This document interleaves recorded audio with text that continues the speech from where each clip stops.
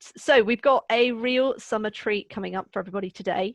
I'm really happy that we have S.L.Ager with us, who is author of the Cadwaladr Quests book. And she's here just to talk to us a little bit about the books, about how she came about them, and how they're helping people. Hi Gemma, hi everybody. Thanks ever so much for inviting me today. I'm melting here, but it's lovely to be able to talk to you guys. It is a particularly hot day, and I do apologise for dragging you out. I do have a fan going here, so if you can hear it in the background, I'm sorry, but I literally would melt without that fan on because my office is tiny. Perfect. And is it there that you write your books?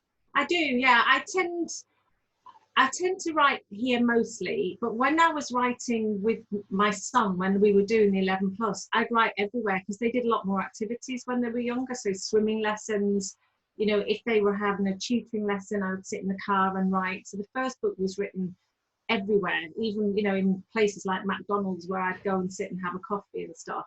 But yeah, the rest of the books I've written here, but I've actually in the last few days been writing out in the garden as well because it's just so beautiful, but it gets a bit bright, so it's difficult to see the screen. But yeah, mostly in the dingy little place. In this tiny room. Perfect. I mean, one of the things that I love about online teaching is that I can teach anywhere. So I've been really fortunate, and I know that a lot of my students know that I teach from all over the world. So sometimes I come on and I might be in the US, or I might be in China, I might be somewhere else, and sometimes it gets quite fun to guess where I am. Incredible to be able to, and especially with lockdown, it's been everybody's just embraced Zoom, haven't they? It's just become the norm. It has. It's going to be interesting to see how I suppose, if we go back to what it was before. Perfect. So first of all, if you can just tell me, I'm sure this is the question that everybody asks, but how did you come up with the idea for these books? So it was really due to working with my son Jude. So my daughter we'd already worked successfully through the 11 plus process for quite a highly selected school, but she was an avid reader. So, you know, by the time she was in year 3, so very young, she had read the entire Harry Potter series about 3 times, completely of her own volition. She just got it, the first one in the library, decided she liked it and read. And that was made CEM 11 plus with her much easier, and that was her strongest point. Yeah. And then when I came to Jude, it was a different kettle of fish. He only read the Guinness Book of Records and Ripley's Believe It or Not, and he hated reading fiction, and he still does. So we started just by writing words, which became sentences. In fact, we had our own sort of vocabulary revision notebook. Yep. And the words became sentences, and the sentences became paragraphs. And I just thought, I wonder if I could actually do something here, because I realized with him it was a real world problem, and so many boys don't like to read. So that turned into the book. And at the end of the day, the way I look at the vocabulary novels is, even if your kids are not readers or they don't particularly like the genre, there's so much vocabulary in there that at least a parent can rest assured knowing that their child is being exposed to that vocabulary all under one roof, and in a contemporary, hopefully accessible novel. So that's what gave me the idea for the books. And it is something that I think as tutors we're always saying to parents, you know, read as much as you can, make those vocab books. And I know that I always am trying to come up with different innovative ways to use vocabulary, and so being able to have lots of methods and have somewhere, as you said, where it all is. Yeah. That even if you're reading a page a day, you're getting so much of that vocab in, and you're discussing the words, and hopefully you're enjoying the story too, but almost those words are there, and you're coming across them in context as well, because context is something that when you see lots of children who know words but they don't necessarily know how to use it, it really helps with. I think vocabulary is really difficult because it is so abstract, and I think it's so abstract even to parents, because I think one of the key things I would say, I mean, I'm not a tutor or a teacher, but in order to learn vocabulary for these kind of grueling tests, it's great if you learn as a parent as well the different parts of speech and the naming conventions, because then you can communicate with your child. saying the context of this one is a verb and then it's being used in the context of an adjective. Because I'll be honest, until I was older, until I started working through the 11 plus with the kids, I had no idea what parts of speech were. They didn't teach me that at school. I was clueless. So, I think that's a really, really good tip for parents, is to try and learn what the parts of speech are and how to communicate that to your child. Then you're on the same page, makes everything a lot easier. Yeah, one of the things that I know that we like to do is, I think we've probably had this discussion before, but I like to give children words to try and slip into a sentence. Yeah. So that's all about knowing where it will fit in a sentence, because we play it as a game that you have to try and do it secretly. So if someone guesses that that's your word, you're out for the day. And that means that you have to use it in the right context, because if you're using a verb and you're using it like a noun, someone's going to guess and someone's going to say that's your word for the day. So so that's one of the things that we think is important. We try and get parents, one of the recommendations I make to parents is we do like a secret word every morning. My parents and children will do it. They'll go away, they'll try and use it, and then they'll come back together and they'll say that was my word. And if they've used it right, then no one should have guessed it. That should have been great idea. And I think I've told you before about the thing I did with Jude. Was like a thing we called it 5 a day. So like the fruit and vegetables, we choose 5 words and we had to use them over and over all day long. So we just try and make up. I mean, they rolled their eyes, but even my husband got involved, which is the only thing he probably ever did. Actually, no, that's not true. He helped with maths. But we made sure we brought the 5 words over and over and over until they just knew what it meant. I mean, I've used this story over and over with veto and sanction, teaching Jude that he would not be going on his Xbox. It would be sanctioned if he didn't work, So and it does stick. It does. One thing that has astounded me is now they are both, and I'm not just saying this is to do with my books, I think it is to do with the 11 plus in general. So he's in year 8 and she's in year 11, and they do have a really good vocabulary. I'm quite astounded sometimes. And it's something you take with you. It's not just a one-time thing. It really is something that goes across. I probably didn't use till I was in my 30s. So I think it does work. It does work. And it helps. So anyway. And I think again, adding to that, in that, how are they finding English, especially your daughter with GCSEs? So unfortunately, she's missed her GCSEs. She did okay in her mocks. Neither of my kids. It's interesting because although Josie read and read and read, when she got a little bit older, she didn't read as much, and I think that was just probably more access to the dreaded demon social media and losing that almost innocence. But she does read more now. But neither of them, sadly, and it breaks my heart because I was a massive reader, like English. In fairness, that was me. Yeah, it was. I loved it. I loved it at 11 plus. I loved it because I was one of those children. I really enjoyed the puzzle nature of verbal reasoning. So knowing the root words and being able to work out what something means even when you don't know it. So you're a very logical person, aren't you, Gemma? Yeah, so maths and science was automatically. I found though that the vocab that I'd picked up doing the 11 plus really helped me for the English GCSEs. So the English language. You went to Chelmsford, didn't you? I did, yeah, Chelmsford Grammar. Yeah. Very good school. So but for me, English language, we took the English language a year early at CCHS, and the English language creative writing part for me was really easy because of the vocab that we'd done back in 11 plus, and I found myself using some of those words because and that kind of sentence structure comes from there, and everything builds up, and I suppose when I'm talking to students who are doing their verbal reasoning, we talk a lot about making sure that the foundations are there, and then building on the foundations and building up. And that's the same the whole way through school. And I think if those foundations are really clear, you've got a lot of vocab knowledge, you're adding the grammar, you're adding the spelling on top, then things become a lot easier. And it is worth saying, so I mean, I got 2 A stars in my English exams, and I'm dyslexic. I wasn't diagnosed as dyslexic at the time, but a lot of that came from 11 plus prep and verbal reasoning and that kind of Gemma, preparation. did you say you were diagnosed or you weren't? I wasn't. Wow. No, I Well wasn't done. diagnosed till I got to university. So Wow.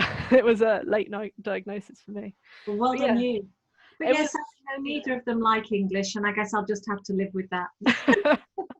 Fair enough. So my next question is, how many books have you got a number that you're going to stop at? Is there, what's in the So, planning? so I have got a plan, and it's slightly changed. So when I wrote the first book, I had no idea what was going to happen, and I must admit, it was strange. I was absolutely, because I've not actually even got a formal education, Gemma. I've never been to university. I didn't do A levels, and I went to a dreadful comprehensive school. When I sort of published the book, I was terrified. I had no idea how it would be, how it would be welcomed, how people would receive it. But I did actually spend money on editing. So there was no way I was going to put that book out without it being professionally edited. So I had no idea where it would go. And because it has been received quite well, it gave me the confidence, I think, to do the second book, which is Race for the Gold. And that is a much better book. And part of me maybe will go back and do some rewriting of the first book, not to change the grammar or the words, but I think I could make it a better book. But that's for another day. But Race for the Gold, I'm very proud of. The story is one overarching story. So if you imagine like Lord of the Rings starts with book 1 and finishes with book 3. Yeah.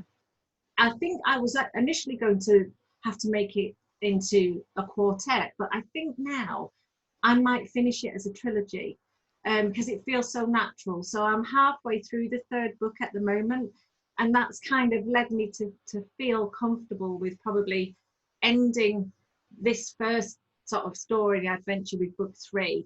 I'm not sure if I may do a workbook and a notebook for book 3, but the way I look at it is if children only start with Tangled Time in the beginning of year 5, then to get through 3 novels, 3 workbooks, and 3 notebooks in a year is quite a lot. So I might only just bring out the third novel and leave it at that. But what I am going to do is I'm going to go back and write prequels for children that are in year 2, 3, and 4. Perfect. Yeah. So I'm going to write vocabulary novels for younger kids. So they'll be much shorter. They'll be obviously aimed at their age range. But what it will do, it will give them the precursor to start learning vocabulary. And then going to Tangled Time will not be such a horrendous jump and a shock. So it'll lead right through. And I think there's definitely a need for quite a lot of parents say, have you got anything for year I think so. 2 and 3? I get asked that occasionally as well. So that's what I'm going to do. But I'm also astounded at how many children rattle through these books in year 4. And those kids must be super readers because they're not easy. No.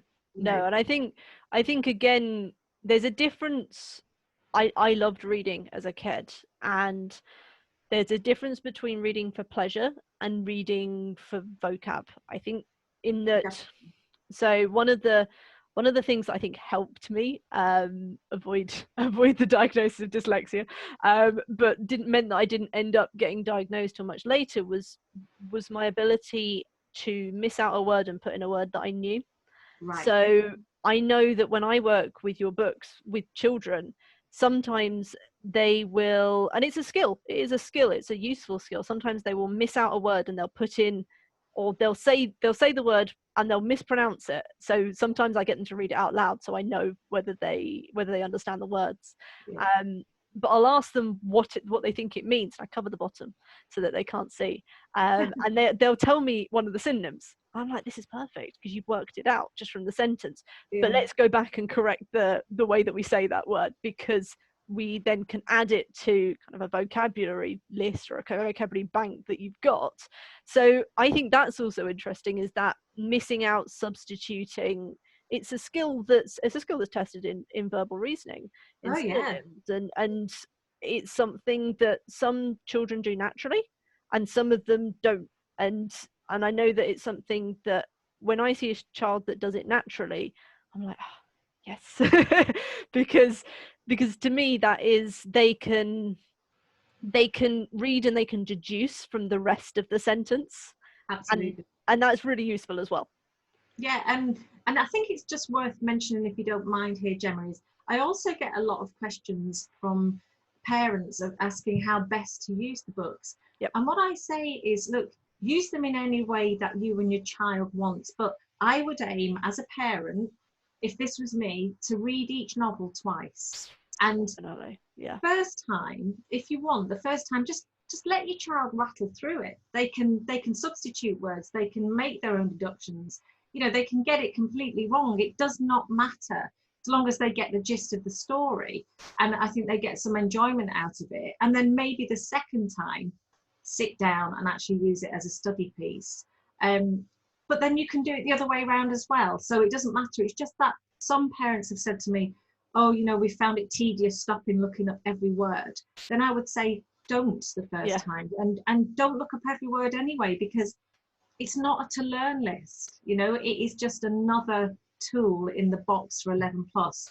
And I really don't want parents to think that they've got to sit there and make their child learn every definition. I mean, you may as well give them the dictionary.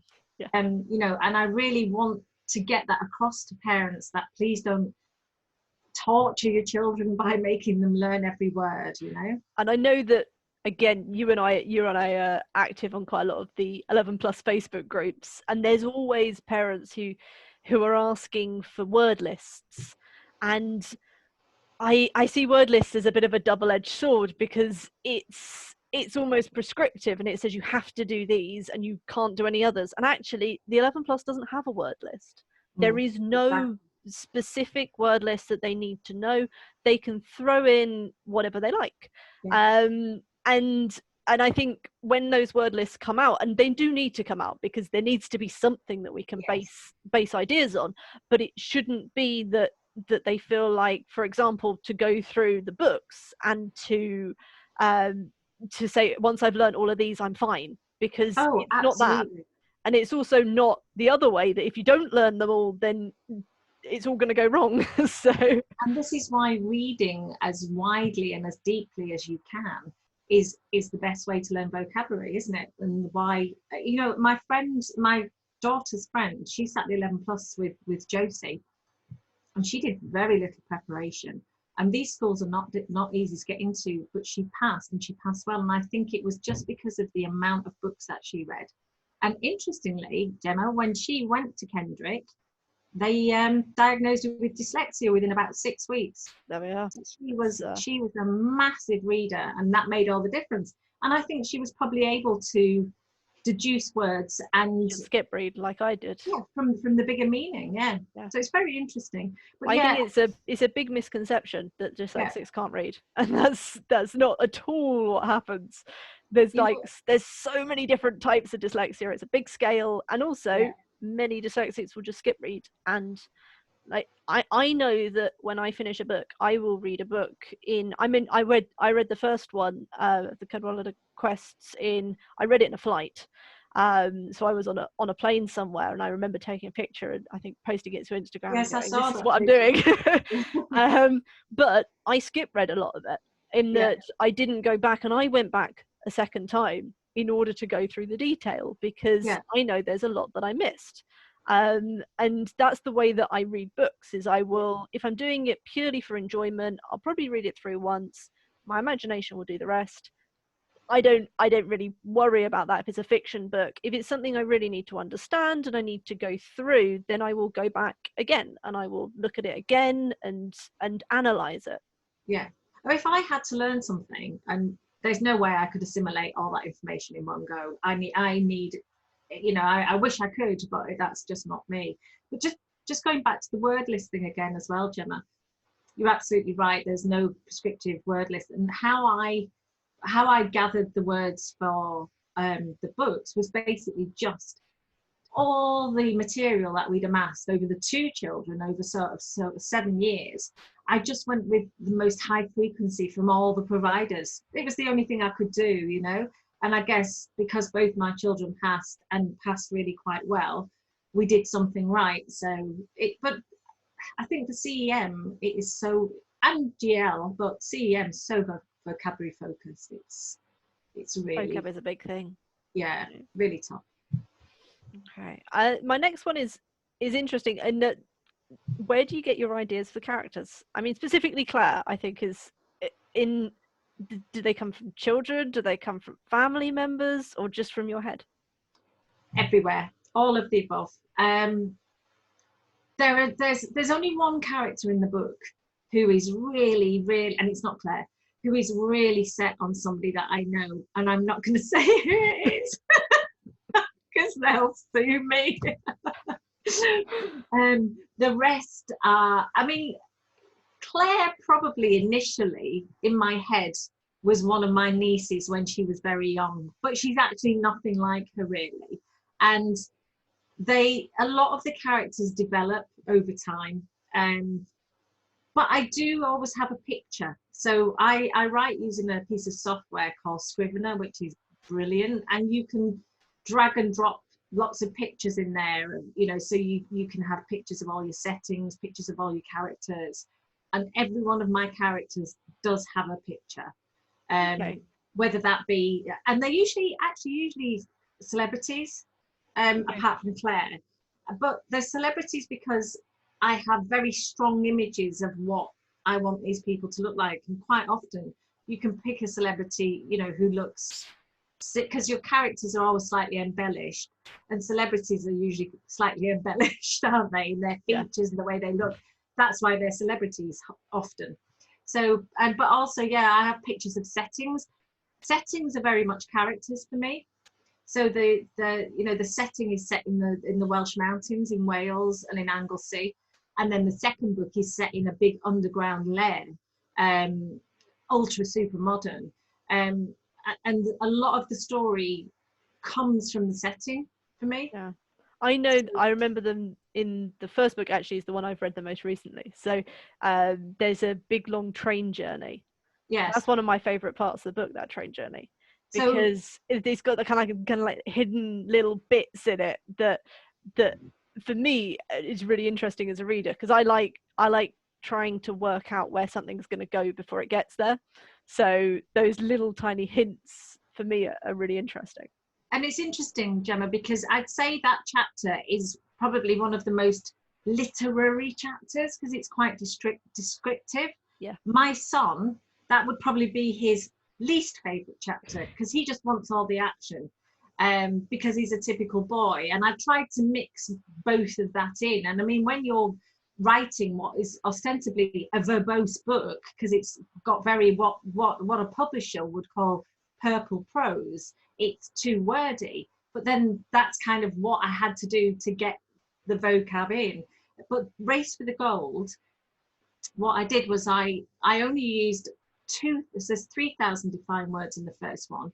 In the second one, there's only 2,000 defined words, and I made it much pacier because I listened to a lot of feedback from parents, from children, from my son. And he said to me, with the second book, he literally couldn't put it down because it was so fast.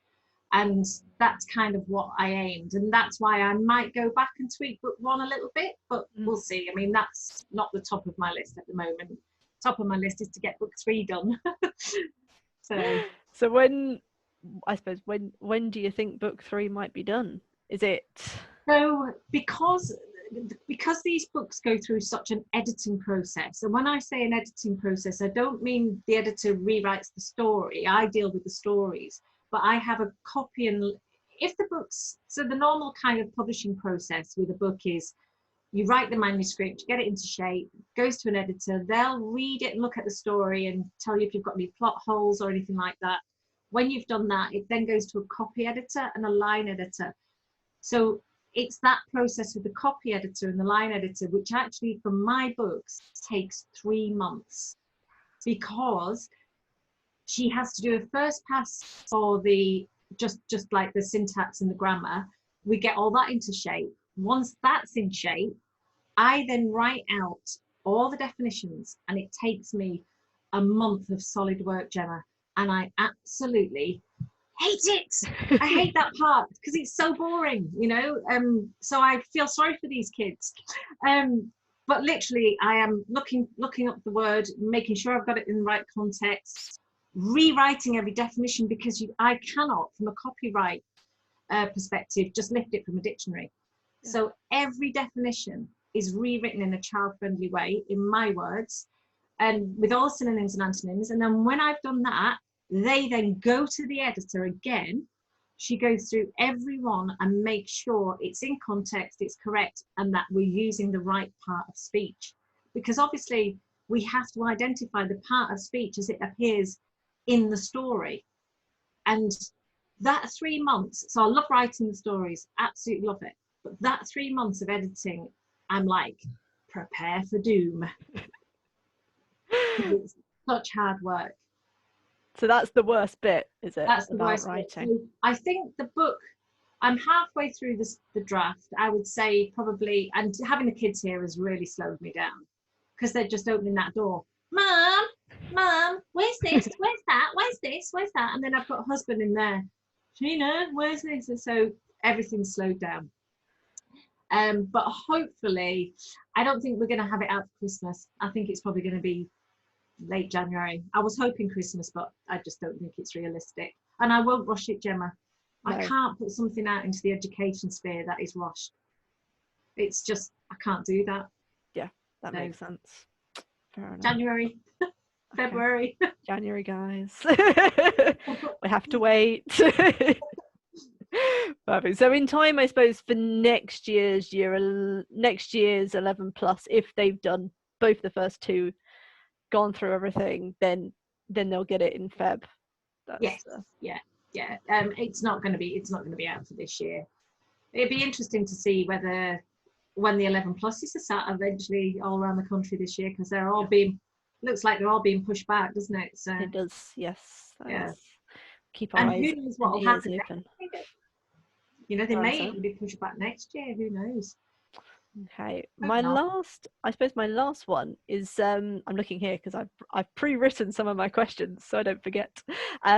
Is for anyone who is a budding young writer, what's the most important part of a story? You mentioned settings. Is that for you really where it needs to start? So I think with this question, there's two answers. So if you're writing for the 11 plus, where you need to showcase your best work, you need to actually make sure you incorporate all the touch points for the 11 plus. And as a tutor, you would be teaching your children what those touch points are. So that's the most important thing for the 11 plus. If you're writing a novel or a story which is not written under pressure and under sort of a word count limit, then I would say the most important thing is understanding that your first draft is going to be rubbish. And being used to that criticism as well. Yeah. Oh, yeah. And just writing. So writing for the 11 plus, you can't compare to the kind of writing that I do. It's just not comparable.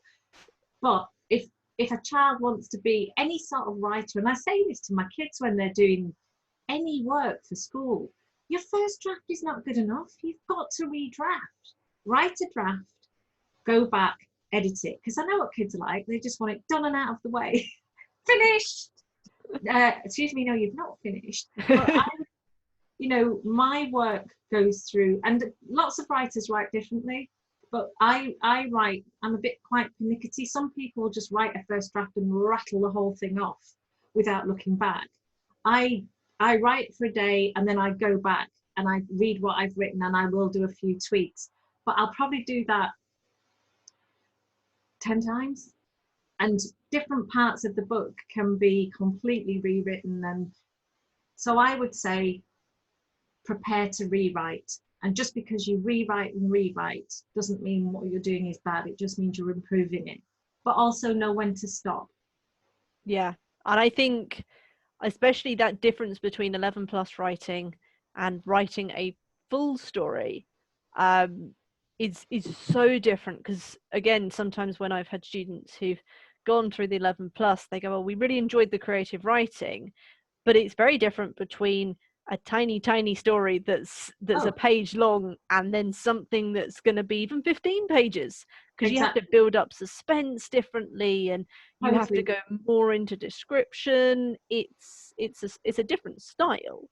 Yeah, um, but you're very much right about the whole 11 plus, making sure you tick all the boxes absolutely. is part of it. And again, I suppose also at this point, actually, especially in summer, we start advising people on overwrite. So that's where a child has really understood what needs to go into a creative writing, but Hmm. has then every other word written a literary technique or a use of vocab, and it becomes almost unreadable. They've gone the other way, Yeah, and sometimes you have to just kind of take it back a little bit, because absolutely. otherwise you end up, it's really hard to get through sometimes, and it's like wading through mud. We need to get it to the point that it's descriptive and interesting and it showcases, but at the same time it's readable. Absolutely. And I think that's really hard for these kids. And I see it in their pieces. You know, you can see they've tried, they've put their heart and soul into it. And in doing so, it's tipped it a little bit over the edge the other way, where, like you say, it becomes unreadable. But I think my kids didn't have to do creative writing. Few, because that would have been horrendous. But from all the kind of creative writing bits and bobs I've seen and all the lovely tutors I've met, if mine were doing creative writing for the 11 plus, and I mean, I don't know what you think about this, Gemma, because you're the teacher and I'm not, but I would probably have a little folder at home and I would have lots of little practice pieces in there that I'd done Yep. on lots of different subjects and topics, what might come up. And I perfect that little folder so that when I came to do my test, I had a file in there with maybe 20 pieces that were, you know, top notch exemplar pieces that I could then draw upon when I sat in the That's the test. key one. Yeah. So not regurgitate verbatim, but think, actually, I remember that, and I can. So almost like having them as revision pieces, but pieces that you can just go, yeah, I need to use that technique. I remember that scene. I can just incorporate that, because even if the exact identical scenario doesn't come up, there'll be something in there that they can draw on. And if they've got a folder to click their brain into and say, yeah, so they're not like, oh, I don't know what to That do panic. here. Yep. Yeah, they can just go, yeah, it's similar to that. I can draw on that, and away I go. And I think that's how I would teach my kids for the 11 plus for creative writing. Give them something tangible to draw upon.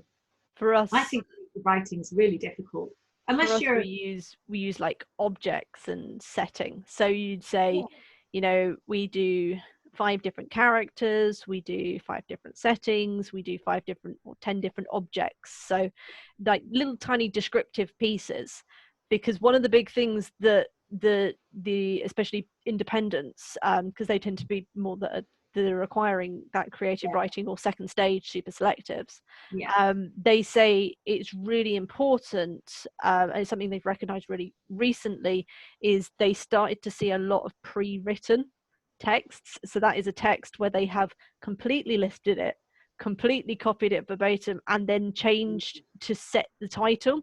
And that's far too far, because they are yeah, really obvious to recognize at that point, because it just doesn't fit and it doesn't sound right, and it's too polished, and it's all a bit, it looks odd, it just right. reads strangely. Would that Whereas would that be the case even if they've made their own kind of stories in their files and if folders? they've over if it's over edited, yeah. Okay, So that tends to be the recognition that comes back from the independents, is interesting. if they've previously fully written it, it's really obvious to see. And I can agree with that, because sometimes when I teach students and I give them a topic and they write something they've done before, it may not exactly answer the title, Interesting. or it So seems a they're bit trying off. to are they trying to They want it. shoehorn something in? Yeah, Yeah, fair enough. yeah. So especially if it's a continuation piece, Okay. So a lot of the super selectives or the independents will give you a piece for the comprehension, and then for the creative writing they say continue, or Okay. start with this sentence. They've just walked into a room, and then a lot of children will pick up a piece that they've done before and put that in, and it doesn't fit with the style of the piece, it doesn't fit with the way that it's written previously. And independent schools say this when you apply, when they do the headmaster's welcome, they will specifically talk about this whole and in fact certain schools for 7+ have gotten rid of creative writing because of this. Really? Yeah, That's there's been a couple interesting. I of mean, those. I've only done the straight CEM 11 plus, so I haven't been through that indie sector, but that's Yeah, very so interesting. So it makes the some of them just writing gone. stay. Mhm. Well, the being able to pull from it, that is something that is useful, and that's why I say you base it off of, you say, oh, that was a really great thing that I used here. I say to my students, I have 5 or 6 different virtual worlds in my head, and dependent on the setting or dependent on the title, I can pull from that world, and I can, jump in and play Yeah, around with the characters, and that's really good as well. that's useful to be able to write. And that sounds kind of similar to your folder. Yeah, um just the idea of being able to pull things from it and then merge it to make a new story and say, oh, I really like that sentence, or I really liked this, and when we were discussing, I know that this is something that worked really well, and then being able to put that down and translate it. But it's a hard skill. It is a hard skill well, to it make is it fit with the flow and everything. very difficult skill. It's not easy. And I'm really glad that mine didn't have to do Yeah, it. it's a lot of writing practice, but you also get some amazing stuff, some Oh really yeah, I'm amazing sure. stuff that comes out. And um, actually, I'm sure the creative writing part, which mine didn't do, really helps them with GCSEs. yeah, Yeah, I think it does. gives them a It confidence. it really shows as well those who really understand language, who know how to use it, who almost have that, they and the ones who check. It is the ones who check, because if you don't check, it doesn't read as well, No, and it's not edited. And again, with my guys, it's at least 5 minutes, at max 10 minutes, dependent on where they sit, dependent on how good a speller they are. yeah, We will go back, and I would rather it be shorter but be edited and read well, absolutely. as opposed to being long. Quality over quantity. Yeah. And writing is rewriting, I'm afraid. It really is. So, Perfect. right.